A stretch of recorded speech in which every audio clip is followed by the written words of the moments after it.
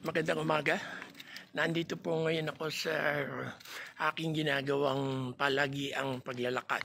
At sa kasalukuyan, nandito ako sa isa sa mga villages malapit sa aming bahay. At para makita nyo kung anong itsura nitong village na to, ay iikot ko tong aking camera.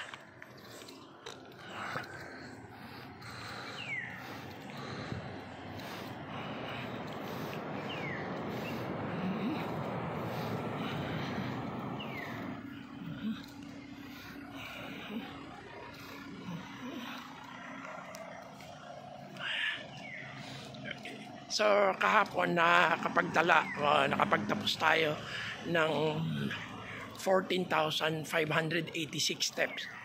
Maganda ang panahon no, umaga, kahit nakapaglakad tayo ng ganong kahaba o ganong kalayo. At sana ay maging mabuti ang panahon ngayon para makapaglakad pa tayo.